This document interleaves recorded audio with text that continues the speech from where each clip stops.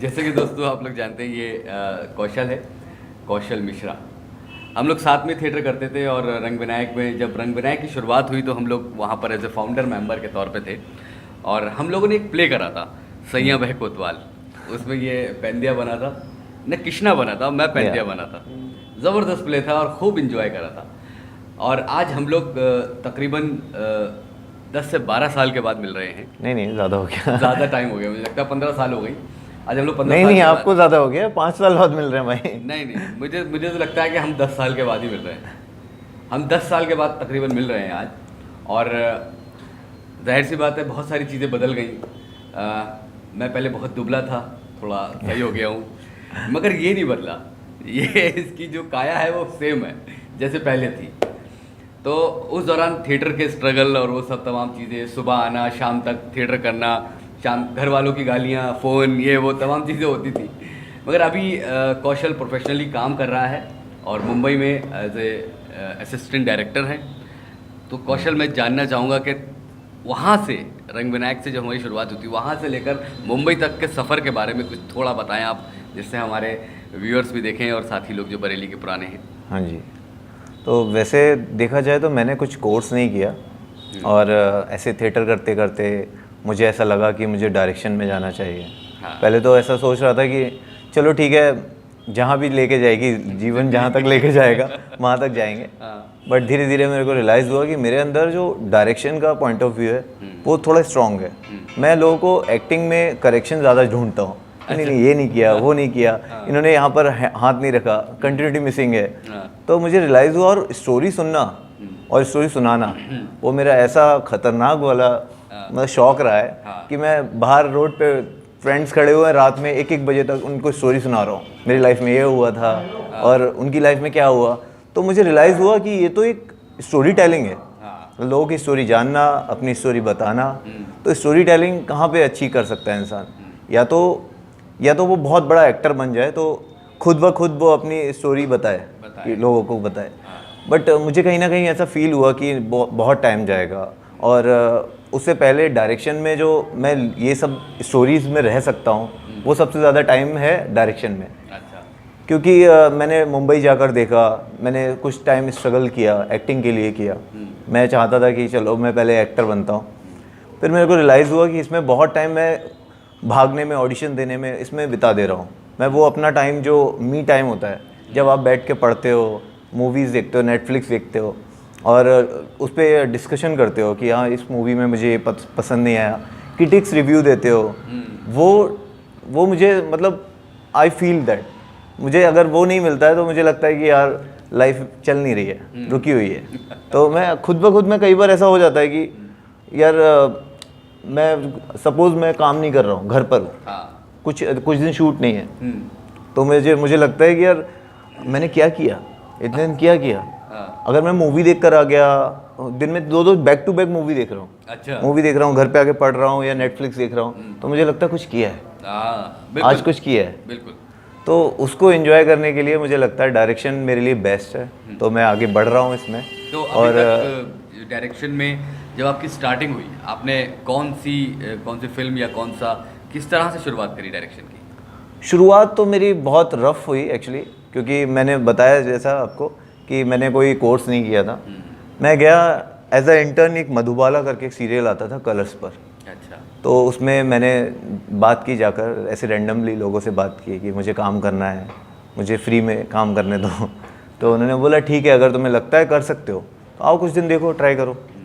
मैं गया, कुछ 1 महीना मैंने फ्री में काम किया।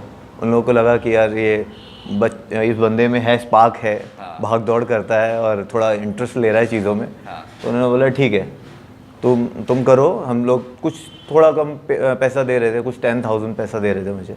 तो मैंने किया, कुछ 6 महीने उसमें किया। उसके बाद फिर एक सरस्वती चंद्र करके एक सीरियल आता था स्टार प्लस पर, उसमें कुछ मैंने 1 साल काम किया।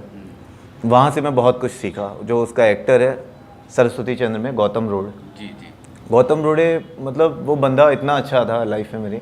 मुझे खुद ब खुद अभी लाइट थोड़ा फिर लाइट आ गई है यहाँ पर, कोई बात नहीं, सवेरा हो चुका है। तो गौतम रोडे ऐसा एक इंसान है कि वो मतलब खुद उससे मतलब नहीं है कि आप सिर्फ एक्टिंग कर रहे हैं तो अपना एक्टिंग करके निकल गए, ऐसा एक्टर नहीं था। वो बैठ के आपको समझाता था कि हाँ तू नया आ रहा है तो तुझे क्या क्या करना पड़ेगा, कैसे चेंजेस ला लाइफ में, ये कर, ये चेंज कर, अपनी हैबिट चेंज कर। मतलब क्योंकि हम लोग यूपी से हैं, छोटे बरेली से हूँ मैं, तो यहाँ पर क्या है, घर में 10 बजे घर बंद हो जाता है, लॉक लग जाता है, घर में सब लोग आ गए, पापा का फ़ोन आना शुरू, बेटा बाहर है, अंदर आ, घर में आ, और घर में आके खाना वाना खा के लेट जाओ, टीवी देखो, सो जाओ। ये था रूटीन मेरा। उसको तोड़ना, वो तोड़ा मैंने सरस्वती चंद्र में, और वो टूटा। उसके बाद मैं धीरे धीरे खुद ब खुद ग्रोथ हो रही थी, मैं सीख रहा था, लर्निंग पॉइंट ऑफ व्यू आ गया वहाँ पर। कैमरा की नॉलेज, लाइट्स की नॉलेज, और साथ साथ में एक्टिंग पे हमेशा मेरा ध्यान ज़्यादा रहा है, क्योंकि मैं पहले एक्टिंग करना चाहता था कहीं ना कहीं, तो हमेशा एक्टिंग में बहुत जल्दी लोगों को सजेशन देना कि आपने ये गलत किया है, यहाँ पर इमोशंस और ज़्यादा हो सकते थे या कम हो सकते थे। तो एक्टर्स का मैं हमेशा फेवरेट रहा हूँ। अच्छा। मैं डायरेक्शन टीम हमेशा बड़ी होती है, 5-10 लोग होते हैं, बट हमेशा उनमें एक्टर्स के काफ़ी एक्टर्स का फेवरेट रहता था। जो मेन एक्टर्स होते थे मैं उनके साथ लाइन करता था जाके, उनके साथ में कई बार उनको देखता था मूड कैसे चेंज कर रहे हैं, बैठ के क्या सोच रहे हैं कैसे, तो मुझे समझ में आने लग गया। वो हेल्प किया। फिर मैं आगे PR अंग्रेज किया, एक सीरियल। फिर एक टाइम पे मेरे को लगने लगा सीरियल लाइफ काइंड ऑफ एक जॉब हो गई। सुबह जा रहे हैं, रात में आ रहे हैं, कोई क्रिएटिविटी नहीं, और ऑफिस था नहीं, तो शूट पे ही जाना होता था, ऑफिस जाना भी नहीं है। मुझे लगा उससे बाहर आना चाहिए, तो फिर मैंने दोबारा से लाइफ स्टार्ट की। फिर से इंटर्नशिप, फ्री में काम किया, एड्स में, मूवी में, एक कुछ दिन, कुछ आई थिंक 1 महीना भी काम नहीं किया होगा, 1 महीना टाइम काम किया होगा।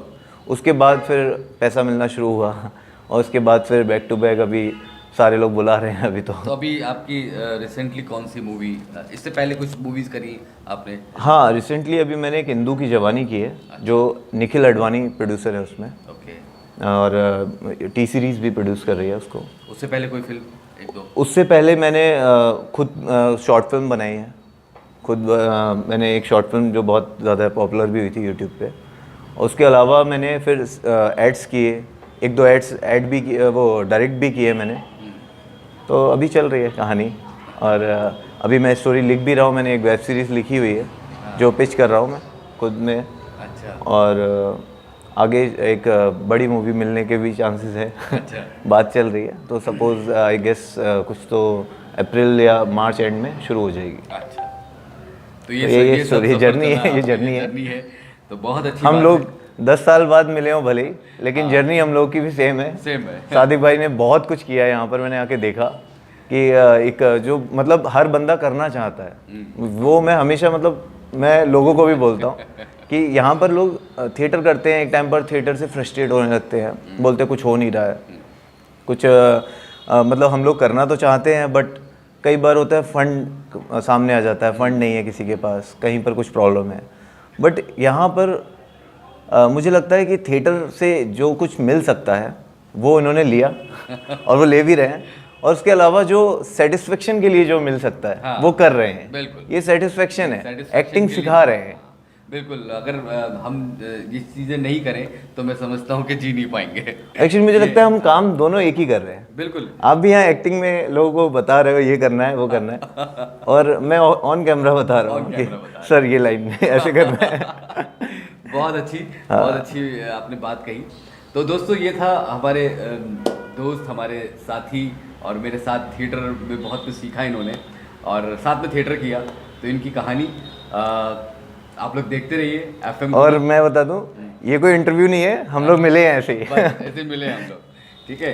तो बहुत बहुत शुक्रिया आप लोगों का कि आप लोगों ने हमें देखा, और कौशल का मैं शुक्रिया बोलूँगा कि इतने वक्त के बाद आज हम मिले और उसने डायरेक्टली फ़ोन करके हम लोग एक दूसरे से मिल पाए हैं। ये बहुत अच्छी बात है, क्योंकि दोस्तों आप कहीं भी चले जाएं, कितने ही बड़े हो जाएं, किसी मकाम पे पहुंच जाएं, मगर अपने पुराने दोस्तों और पुराने साथियों को और अपने वक्त को हमेशा याद रखना चाहिए। ये एक कौशल से ये चीज़ निकल के आई है, और बहुत अच्छी बात है। बहुत बहुत शुक्रिया। मैं कौशल का भी और थैंक यू सादिक भाई, दूसरे साथी शिवा मिश्रा का भी बहुत बहुत शुक्रिया बोलूँगा। जय हिंद, जय भारत। बहुत